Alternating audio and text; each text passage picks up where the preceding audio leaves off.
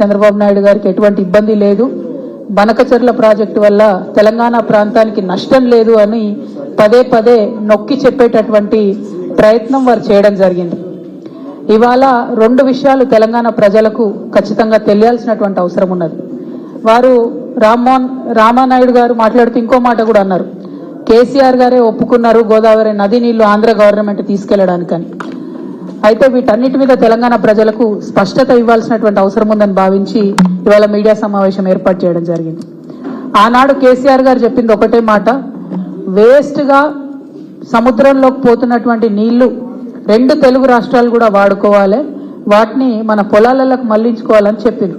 కానీ చెప్పేటప్పుడు మనం పెట్టినటువంటి కండిషన్ ఏంటిది, ఖచ్చితంగా నదుల లింకేజ్ అనేటటువంటిది జరిగినప్పుడు గోదావరి నది నుండి నీళ్లు ఇతర నదులకు లింక్ చేసినప్పుడు ఖచ్చితంగా తుపాకులగూడెం, మన తెలంగాణ భూభాగంలో ఉన్నటువంటి తుపాకులగూడెం బ్యారేజ్ వద్దనే లింకేజ్ పాయింట్ ఉండాలి.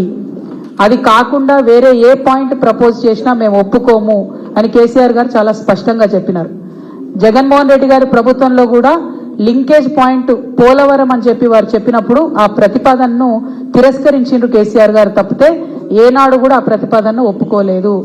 ఎందుకంటే గోదావరి నీళ్లు కృష్ణకి ఆ తర్వాత కావేరికి కలిపేటటువంటి, పెన్నాకి అక్కడి నుంచి కావేరికి కలిపేటటువంటి ప్రతిపాదన ఏదైతే ఉందో అది ఒకవేళ కేసీఆర్ గారు చెప్పినట్టు తుపాకులగూడెం దగ్గర జరిగితే మన వరంగల్కి, మన సూర్యాపేటకి, మన నల్గొండకి, ఖమ్మంలో కొంత భాగానికి, మహబూబాద్ జిల్లాకి, అట్లానే ఇప్పుడు ముఖ్యమంత్రి గారు ప్రాతినిధ్యం వహిస్తున్నటువంటి ఉమ్మడి మహబూబ్ నగర్ జిల్లాకి, కంప్లీట్ రంగారెడ్డి జిల్లాకి, ఇప్పుడు మనం మూసి ప్రక్షాళన కోసం చూసేటటువంటి ప్రాజెక్ట్ కి అన్నిటికీ కూడా గోదావరి నీళ్లు మనకు పుష్కలంగా లభించేటటువంటి ఆస్కారం ఉంటుంది. మరి అక్కడ కాదని పోలవరం దగ్గర కనుక ఈ లింకేజ్ పాయింట్ పెట్టుకున్నట్టయితే ఇప్పుడు నేను చెప్పినటువంటి ఈ ప్రాంతాలన్నిటికీ కూడా తరతరాలకు తీరని అన్యాయం జరుగుతుంది. కాబట్టి ఎట్టి పరిస్థితుల్లో గోదావరి నీళ్లను కృష్ణాకి, పెన్నాకి, కావేరికి అనుసంధానం చేసేటటువంటి ప్రాజెక్టు లింకేజ్ పాయింట్ తుపాకులగూడెం ఉండాలని చెప్పి తెలంగాణ ప్రజలందరి తరఫున కూడా నేను డిమాండ్ చేస్తా ఉన్నాను. అదేవిధంగా మరి ఇవాళ చంద్రబాబు నాయుడు గారు బీజేపీ గవర్నమెంట్ లో ఎన్డీఏలో భాగస్వామ్యంగా ఉన్నారు కాబట్టి వారి యొక్క ప్రాబల్యాన్ని వాడి వారు చాలా తెలివిగా ఇది గోదావరి కృష్ణా లింకేజ్ అని చెప్పకుండా గోదావరి కావేరి, గోదావరి పెన్నా లింకేజ్ అని చెప్పి 60% నిధులు కేంద్ర ప్రభుత్వం నుండి తెచ్చుకుంటున్నారు. ఆయన చంద్రబాబు నాయుడు గారు వాళ్ళ ప్రాంతానికి లాభమయ్యే పనిచేస్తున్నారు.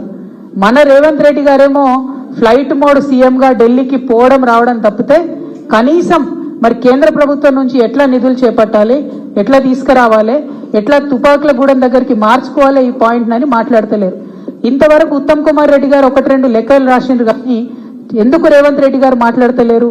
వారికి ఉన్నటువంటి ప్రాబ్లం ఏంటిది, చంద్రబాబు నాయుడు గారితో వారికి ఉన్నటువంటి లాలూచి ఏంది ఖచ్చితంగా చెప్పాలని ఈ సందర్భంగా మేము డిమాండ్ చేస్తా ఉన్నాం.